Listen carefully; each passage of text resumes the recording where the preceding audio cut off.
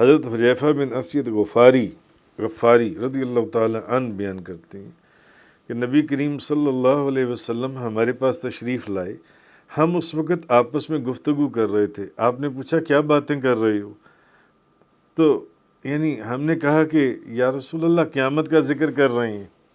آپ نے فرمایا سنو، قیامت اس وقت تک قائم نہیں ہوگی جب تک کہ تم اس سے پہلے 10 نشانیاں نہ دیکھ لو۔ پھر آپ نے دھوئیں کا ذکر کیا، ایک دھواں اٹھے گا۔ پھر آپ نے دجال کا ذکر کیا، پھر آپ نے دابت الارض کا ذکر کیا، پھر آپ نے مغرب سے سورج کے طلوع ہونے کا ذکر کیا کہ سورج مغرب سے طلوع ہوگا، اور پھر آپ نے حضرت عیسیٰ ابن مریم کے نزول کا ذکر کیا، پھر آپ نے گوگ مگوگ یاجوج ماجوج کا ذکر کیا، پھر آپ نے 3 بار زمین کے دھسنے کا ذکر کیا، ایک بار مشرق کی، ایک بار مغرب کی، اور ایک بار جزیرہ عرب کا دھنس جانا، اور پھر سب سے اخیر میں حضور نے یمن سے ایک اٹھنے والی آگ کا ذکر کیا کہ وہ ایسی آگ ہوگی جو لوگوں کو مشرق کی طرف لے جائے گی، یمن سے وہ آگ اٹھے گی۔ اور حضرت حذیفہ اور حضرت ابن عمر رضی اللہ تعالی عنہم انہوں نے یہ کہا کہ قیامت کے قریب ایک دھواں ظاہر ہوگا، وہ دھواں ایسا ہوگا کہ کافروں کا دم گھٹے گا، اور جو مومن ہوں گے ان کو اس دھوئیں سے صرف زکام ہوگا،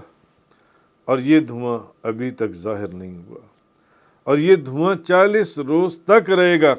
قرآن میں بھی اس دھوئیں کا ذکر ہے،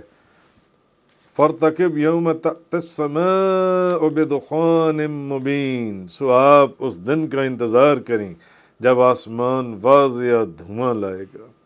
پھر قرآن کے اندر سورۃ النمل کے اندر دابت الارض کا ذکر ہے، جب ان پر عذاب کا قول واقعہ ہو جائے گا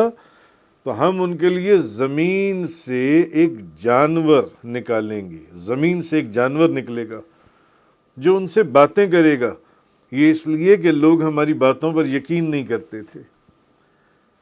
اس وقت لوگوں کو سمجھ آئے گی کہ قرآن نے جو کہا تھا وہ بالکل سچ تھا، وہ بالکل صحیح تھا۔ وہ دھواں بھی ظاہر ہوا، وہ دابت الارض بھی ظاہر ہوا۔ تو اہل تفسیر کہتے ہیں کہ وہ ایک مخلوق ہے جو صفا کا پہاڑ ہے،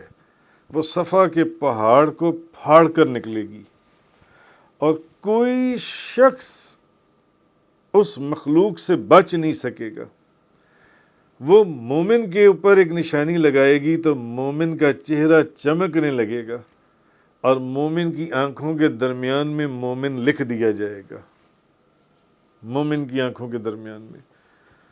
اور کافر پر نشانی لگائے گی تو کافر کا چہرہ کالا ہو جائے گا اور اس کی آنکھوں کے درمیان میں